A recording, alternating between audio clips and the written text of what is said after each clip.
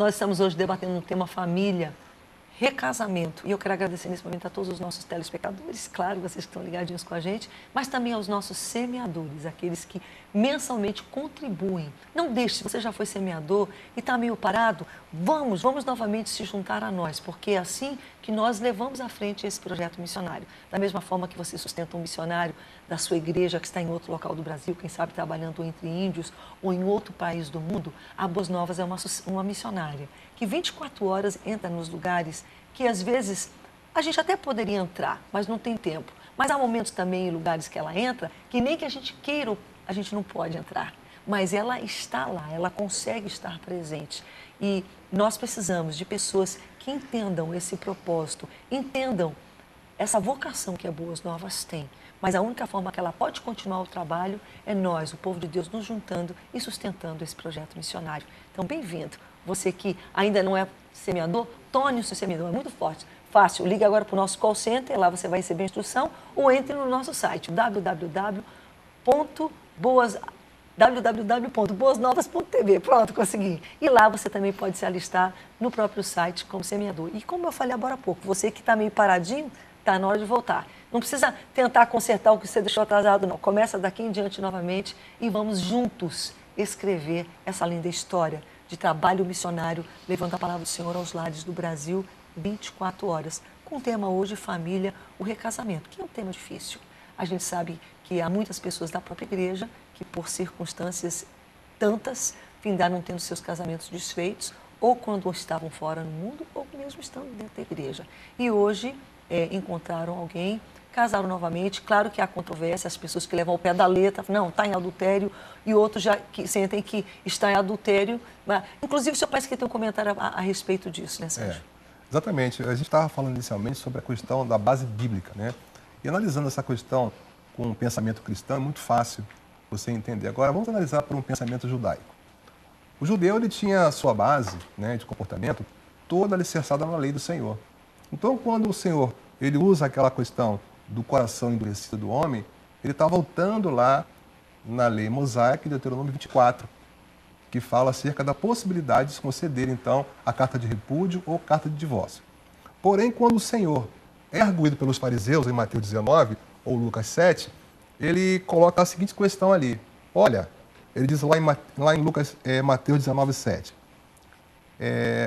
Assim, não são mais dois, mas uma só carne.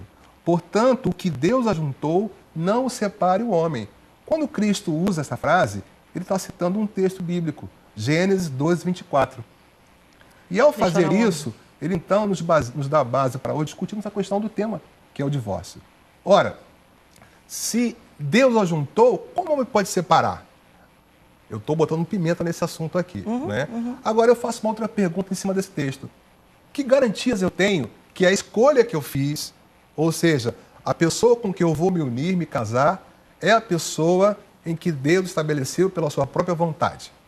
Ora, se eu faço escolhas, se o casamento é uma escolha, se eu escolhi casar-me com alguém, né, será que agora eu tenho o direito de dizer não, foi Deus que me separou dessa pessoa? Não é verdade? Então muitas pessoas hoje erram por isso, por atribuir a Deus, às vezes, coisas que são do homem. Garantia nós não temos, Exatamente. Mas a partir do momento que você começa, tanto é que é por isso que tem um namoro, noivado e casamento, Isso. Você já vem observando naquela relação a atitude que aquele rapaz ou aquela moça vem tomando, Exatamente. Que lá na frente você vai saber como é que vai agir aquela pessoa. Por exemplo, aquela que trata a mãe com arrogância, com ignorância, que não dá nenhum valor à mãe que tem, será que esse homem vai dar valor à esposa que ele vai ter? É claro que a não. mãe dos Muito filhos pouco dele? Provável. Então, você tem que começar a observar as atitudes que ele andam tendo com você durante o percurso do namoro e noivado. E aí você já vai tendo alguns índices se esse casamento vai dar ou não certo, através das atitudes que ele vem tomando no dia a dia. Agora, realmente tem a ver com a escolha. Só que as pessoas hoje vão com a ideia de que a minha escolha, se não der certo, eu me separo.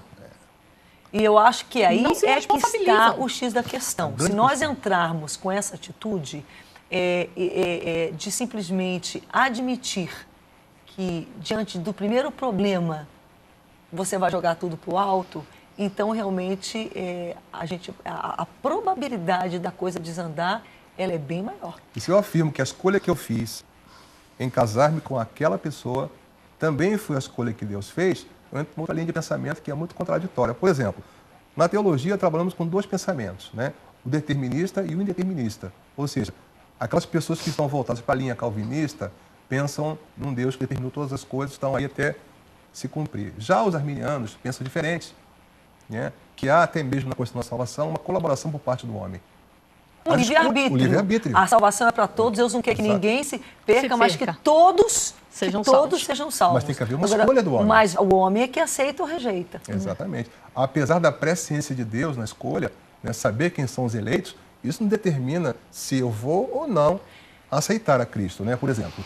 Mas voltando para o casamento, que é um assunto para outro debate, né, se eu faço uma escolha, se eu escolho hoje casar-me com Isabel, como me casei, né, que garantias eu tenho que esse casamento vai ser sucesso? Mas aí é que está, Sérgio. Não é que eu discorde de você, mas eu acho que essa linha de pensamento até de usar isso como justificativa, não. Aqui está o que Deus uniu, mas aquilo não foi Deus que uniu, fui eu que uni, então muito fácil, eu estou justificando. Né? Eu acho assim, que nós temos que aprender a assumir responsabilidade pelas nossas escolhas. Nós podemos errar nas nossas escolhas e nós temos que pedir perdão e depois assumir a consequência se a coisa realmente desandar. Porque o que eu percebo? Que nós somos muito, digamos assim, focados naquele momento que a gente está vivendo, mas a gente parece assim que esquece, a gente perde a capacidade, diante de uma dificuldade, de perceber, de antever, de alguma forma, ter um discernimento, qualquer lampejo de visão, de que aquilo não é só para aquele momento, que aquilo tem uma consequência para a vida toda. Mas sabe o que eu falo, Rebeca, isso? Eu falo o seguinte, porque tudo depende do momento que você está vivendo. Eu vou citar o meu exemplo aqui, tá? Eu, a princípio, não queria tocar nesse ponto, porque é uma coisa muito particular, mas isso que tocou, vamos falar, né? Quando, por exemplo, eu conheci a Isabel, isso, vamos fazer 25 anos agora, esse ano. De prata, vocês vão fazer. Boda de prata, né? Eu, em momento nenhum, tinha a vida como eu tenho hoje. A minha vida era alicerçada no Senhor. Eu não considerava esse livro como a minha única regra de fé e prática. E por não considerar isso, tudo que eu fazia, as escolhas que eu fazia, não eram, eu posso afirmar hoje, com certeza, estabelecidas por Deus. Era o Sérgio, fazendo o que ele queria, e eu creio que a Isabel também. E por conta de tudo isso, nós não tivemos um casamento bem sucedido. Nós somos frutos de casamento, já sendo o segundo casamento, exatamente, né? E quando a Bíblia diz que aquele que está em Cristo, nova criatura as coisas velhas se passaram, e eis que tudo se fez novo, eu levo para um outro ponto desse debate.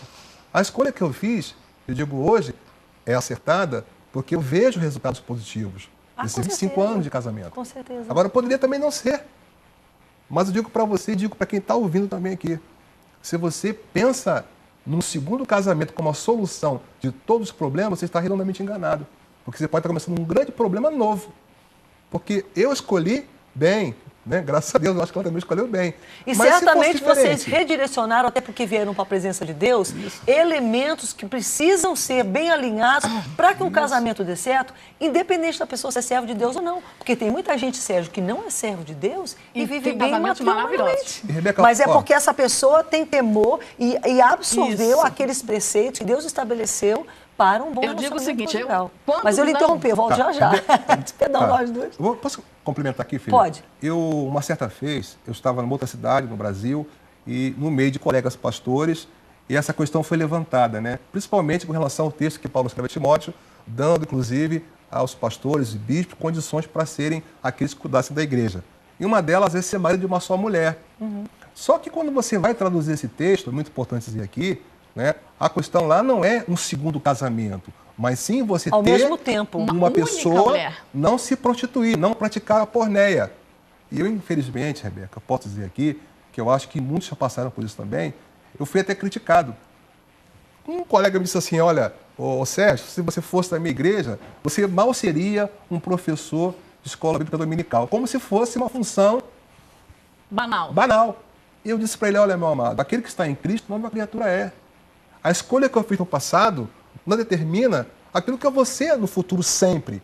Agora, se a minha consciência mudou, se a minha mente mudou, se eu tenho a mente de Cristo, eu vou primar pelo meu casamento. Deixa eu te fazer uma pergunta bem franca. Fala. Porque, se eu não me engano, foram vocês. E são tantos programas na minha vida que eu sei que tanta gente que passa.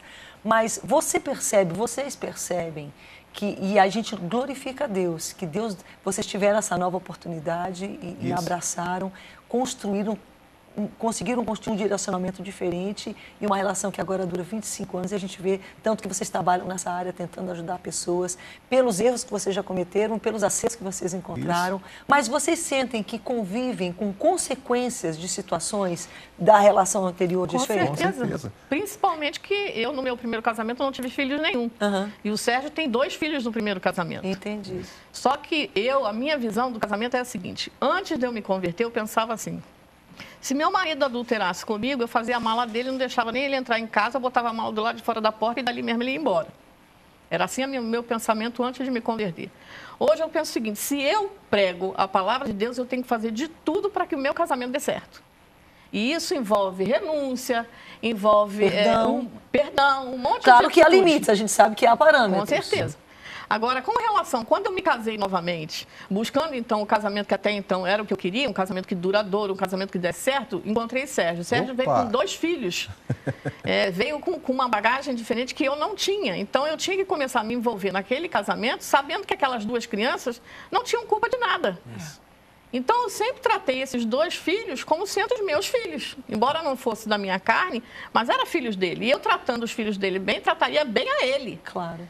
Só que no decorrer de situações, eles foram crescendo, cada um leva a sua vida. E hoje a gente até acabamos de ter uma netinha, que eu digo que eu sou avó agora por adoção, né? Então eu tenho uma neta hoje linda, se chama Dalila, muito linda. Nosso celular só tem fotos dela. Agora, o que tenho visto também é que muitas mulheres sabem que o rapaz foi casado, sabem que tem uma sequela daquele primeiro casamento, que é o filho. Não que ele seja algo ruim, mas vem alguma coisa junto com ele. Né? É uma consequência. Vem um Seria filho. a palavra melhor. Ela ficou muito feio, né? Como se fosse algo qualquer. Vem a consequência. Ou algo negativo, pejorativo, que ele sabe que não é. Isso. Veio o filho. Mas a pessoa quer tratar aquilo como se fosse tudo estaca zero. E não é. Quer dizer, há ali uma circunstância diferenciada que sempre vai acompanhar a vida daquela pessoa e a pessoa tem que estar pronta a construir a vida com aquela consequência acompanhando. E o que acontece quando vem com a consequência? Com aquele fruto. Filho entra na alienação. Porque a segunda mulher não consegue aceitar aquela criança. Primeiro, por quê?